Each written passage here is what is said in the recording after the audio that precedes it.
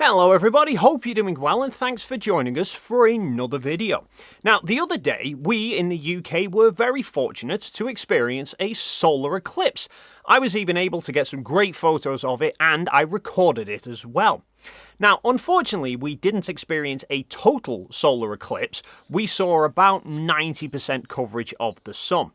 The path of totality at that time was somewhere out over the Atlantic Ocean, but people in locations like Iceland and Spain did experience a total eclipse, where the moon completely eclipsed the sun. Well, that's what happened to most people, but flat earthers seem to be having a slight meltdown trying to argue it wasn't the moon obscuring the sun. So this guy in Austria recorded the eclipse, and he couldn't see evidence of the moon being in front of the sun at all. Do you really think that's the moon eclipsing the sun? Because if the moon was a physical rock, then you would simply see a rock in front of the moon. But you don't. The sun just becomes black. I've seen posts like this showing a plane going across the sun, and therefore if the moon was blocking the sun, then it should apparently look the same. Ones like this, where they claim the shadow from an eclipse is completely wrong, and somebody bringing up a video from Taboo Conspiracy about the 2024 eclipse in North America, where he showed a 50-minute presentation that somebody did trying to argue that the path of the eclipse was wrong. First, Jeremy, who lived in Erie, Pennsylvania, which was within the totality pathway of the 2024 eclipse, hooked up a time-lapse camera to his house that had a view of the pathways of both the sun and the moon. For a couple of weeks, Jeremy filmed the paths of both the sun and the moon, and the trajectory of the paths of both the sun and the moon are the same on the camera. But here's the problem. As detailed by Jeremy, the trajectory of the sun and the moon were supposed to be on the exact same pathway. And that's confirmed by the United States Naval Observatory as indicated here. But the trajectory of the object that passes in front of the sun during the 2024 eclipse is not on the same trajectory. In fact, it is substantially different. So different that it's impossible that it's a simple mistake. Now, I'm not going to go over the full 50-minute presentation. Taboo gives a summary of it, saying that the path of the moon going across the sun is wrong for the heliocentric model, and Rest in Peace Globe states here, quote unquote, if the observed trajectory consistently contradicts the heliocentric model, it raises questions about the model's ability to explain the observed motion. Just keep a mental note of that statement, we'll come back to it shortly. Firstly though, I think these arguments really highlight the frankly dire position that Flat Earth is in. Because here we have Flat Earthers in August 2026 claiming eclipses are not caused by the moon passing in front of the sun. And we seemingly had Flat Earthers in April 2024 claiming eclipses are not caused by the moon passing in front of the sun. Yet, a few months ago, Flat Earthers were rejoicing at this model that was created by Alan and Shane, which they claim was a 100% accurate working model of a flat Earth. A model that explained eclipses by having the moon pass in front of the sun. Now, I already have done a video debunking this model and showing it doesn't work. The big problem it has regarding eclipses is that it predicts eclipses will be visible to everybody on Earth at the same time and appear exactly the same for all locations. Which clearly isn't the case, otherwise the UK would have seen the same total eclipse that Spain had. Strange though that Shane is still trying to claim that there is no problem with the model. But anyway, let's first address this idea that the heliocentric model fails to predict the path of the eclipse. For a couple of weeks, Jeremy filmed the paths of both the sun and the moon, and the trajectory of the paths of both the sun and the moon are the same on the camera. The diagram of the eclipse on the right side is how the eclipse should have happened. Instead, the object that passes in front of the sun comes from a different trajectory. All you need to do is pull up Stellarium, which uses the heliocentric model to predict any and all observations of the sky. Plug in the location to Erie, Pennsylvania, where this guy was located, set the date to April 8th, 2024, and it shows how the eclipse would appear based on the heliocentric model. The sun and the moon do appear indeed to track a similar path across the sky from east to west. Similar, but not identical. If they were identical, then their ground positions would always follow exactly the same as each other, but they don't. And the guy's own data that he shows in the video and that Taboo claims proves the claim's details are accurate. And that's confirmed by the United States Naval Observatory as indicated here. Details that the altitude of the moon at 2 p.m. was a half a degree lower than the sun and 0.6 of a degree ahead of it. And by 5 p.m. it was 0.7 degrees higher than the sun and 0.2 degrees behind it. And the eclipse occurred in between these times. So for the moon to move from ahead and below before the eclipse to above and behind after the eclipse would require the moon's path to be diagonal in relation to the sun.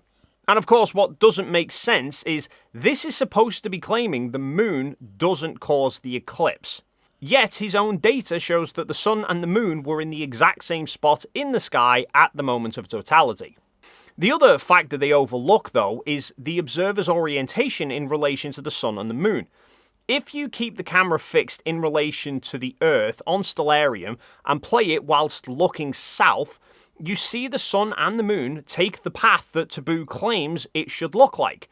But if you then turn to the west and play it, now it looks like they're overlapping almost vertically. If you lock the camera to track the sun or the moon, you see exactly what this guy actually saw in Pennsylvania. So actually the heliocentric model very accurately predicts eclipse paths. So accurate, in fact, there's an app I use called Photo Pills, which is designed to help photographers plan out shoots. And one of the things that it does is it will show you the exact path the sun takes in the sky using a globe. And it's evident that it uses the globe by the fact that the path that it shows the sun taking goes underground overnight, which wouldn't happen on a flat Earth. And the Photopills YouTube channel just the other day published a video where a photographer had an idea for a picture of the eclipse with the eclipse occurring over a particular lighthouse. And they used Photopills using the globe to work out exactly what location they would need to be at during the point of totality to have the sun directly above the lighthouse. And lo and behold, it worked out perfectly. So, in actuality, the heliocentric model does perfectly predict the eclipses for any and all locations on Earth. It would be nice to see a flat Earth model that can do the same, though for that the first thing they'll need to do is get an accurate map. Next, let's address this claim that we can't actually see the moon during the eclipse. He couldn't see evidence of the moon being in front of the sun at all. Do you really think that's the moon eclipsing the sun? Because if the moon was a physical rock, then you would simply see a rock in front of the moon. But you don't. The sun just becomes black. Well, we can only see objects by the light that comes from them. Whether that is light that the object itself is emitting, like the sun or a light bulb, or whether it's light reflecting off an object, like pretty much everything we see day to day and how you're seeing me now. If there's no light coming from the object, we can't see it. And importantly, if there was a small amount of light coming from it, then we can, but only as long as the surrounding light isn't too bright in relation to it. For example, if I set up a very bright light behind an object, there is some light coming from the near side of that object to the camera. But there's far more light coming from behind the object. So if I have my camera set to see the bright parts clearly, the near side appears black. If I change the settings to see the near side clearer, it overexposes the background. During an eclipse on the globe, the moon is between the Earth and the sun. The far side of the moon is then getting all the light from the sun, whereas the near side would be getting none directly from the sun. Just like when we see a half moon, where one side is lit by the sun and the other side is dark. If we expose our cameras for the light side, we can't see any detail of the dark side. If we expose to the dark side, the bright side goes overexposed. But during a total eclipse, the only light that would then be getting to the near side of the moon is light that is reflecting off the Earth. But given that the amount of reflected light would be significantly less than the amount of light we see from the sun, we wouldn't expect the near side of the moon to be lit sufficiently to see it clearly. apart from when there is totality and the moon's angular size is larger than the sun's, so it completely blocks our view of the sun. In those instances, people have taken photographs where they've used brighter exposure settings to show that it is indeed the moon in front of the sun. Now, this idea that the sun just goes dark, The sun just becomes black. that's rather poorly thought out, because people all across the world can see the same sun at the same time. If it was just the sun going dark, then it would appear to go dark for everybody, everywhere, simultaneously. That's like walking into a room with a dimmer switch, turning the light down and expecting it to only appear dimmer to people in certain parts of the room. So, as for why we don't see the moon in the way that this post suggests we should, quite simply because the moon is not inside our atmosphere. The sun produces a lot of glare. In fact, I don't think flat earthers truly grasp just how much of the glow that we see in the sky is glare rather than the sun itself. I mean, here I have a video that I shot a while ago whilst on holiday with the camera exposing for the foreground. The glow from the sun takes up half the sky, but if I place a strong ND filter in front to cut out that excess glare, we can see just how small the sun actually appears in the sky. But that glare is from the sun hitting the atmosphere, hence why the sky remains light after the sun has set. So in these examples with the plane is between the source of the glare and the camera, so the glare is behind the plane. During an eclipse, on a globe at least, the moon is outside of our atmosphere, so is behind the source of the glare. Then let's address this post from our old friend Brock. Shadows according to science versus shadows according to science fiction. Or actually more like scale according to flat earthers. Because the sun in the heliocentric model is much larger than the moon, which is very important to consider and is a key aspect of how we know that eclipses are the moon blocking the sun. Now, firstly, regarding the shadow. Shadows don't appear like this, where it's just instantly switching from no shadow to 100% darkness and then back to no shadow. Shadows have feathered edges. The reason being, as you can see during a total eclipse, where you're standing doesn't go from instantly broad daylight to almost nighttime. It gets gradually darker as more and more of the sun is obscured, and then it gets gradually brighter and brighter again afterwards. So where the point of totality is in complete shadow. The bits of Earth ahead on the path that are going to experience totality soon aren't in complete shadow yet, and the bits of the path who've just experienced totality are coming out of complete shadow, because those places can still see bits of the sun. And the more of the sun they can see, the brighter that area of the Earth is. And it's no different than casting a shadow on your wall with your hand. The part of the wall where your hand completely obscures the light will be the darkest shadow. The parts where your hand is partly obscuring the light will have a lighter shadow, and the parts where it's not obscured at all will have no shadow. If I just dim the light down, the whole wall gets dimmer. Then there's a few other characteristics we can look at to determine that this is something else separate from the sun physically blocking the sun. For example, the difference between a total eclipse and an annular eclipse. A total eclipse is when the moon is closer to the Earth, so it can completely block the sun for certain parts of the Earth, whereas an annular eclipse is when the moon is further away from the Earth in its orbit, so it never completely blocks the sun, and we instead see that ring of fire. If eclipses were something to do with the sun, then surely you'd expect them to be consistent each time. Then there's the fact that just as the moon is about to completely block the sun, you get that bright glow from the sun on the edge, which you can see happens just the same when I hold up that ND filter to the sun. You get that glare when the edge of an object is blocking the light source. But you wouldn't get that same glare if this was just something happening to the sun. And we can tell that whatever is blocking the sun isn't actually on the sun or the sun itself by the parallax shift. I.e., if you take a fixed moment in time during the eclipse and you pause time right there, anybody who is standing on the path of totality will be seeing the sun completely obscured. To any observers who are positioned sideways of that location, they will see less and less of the sun obscured. Now, if it was something on the sun obscuring the sun, then the sun would appear identical to every single person across that sideways path.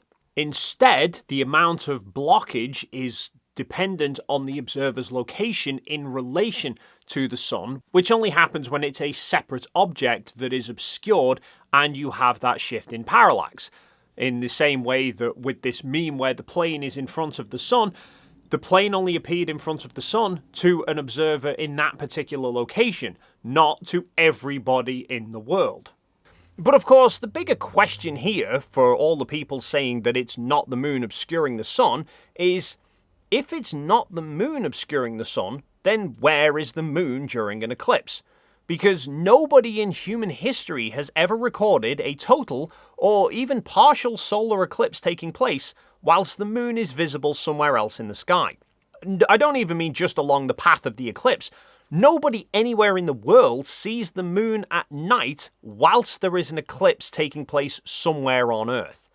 I mean, as we've already seen with Stellarium here, we can see the consistent path of the moon day after day, week after week, and same with the sun, and we can see that the location of the moon regularly goes near the sun, which is when we get a new moon, and eclipses only occur during a new moon. And we've already seen from the earlier presentation claiming that it wasn't the moon causing the eclipse, the moon's location in the sky is exactly the same as the sun during an eclipse. So do they think that eclipses only occur when the moon just happens to be in the same spot in the sky as the sun, but it's not actually the moon causing the eclipse? That has to be the most insane coincidence in history, and for it to be the case with every single eclipse as well? That seems far less likely than the prospect of flat earthers are just wrong. Though, one final thing I would like to debunk regarding the eclipse whilst we're on the topic, which is this video that I've seen posted around on social media. This is claiming to show what a solar eclipse looks like from space. Except it seems to be nothing more than AI-generated garbage to farm engagement. I could not find this video from any official channels like NASA or any other space agency. Plus, there are several inaccuracies with it. For starters, as we've just covered, whilst there would be a path of totality, there would be a far more feathered edge to the shadow than is being shown here.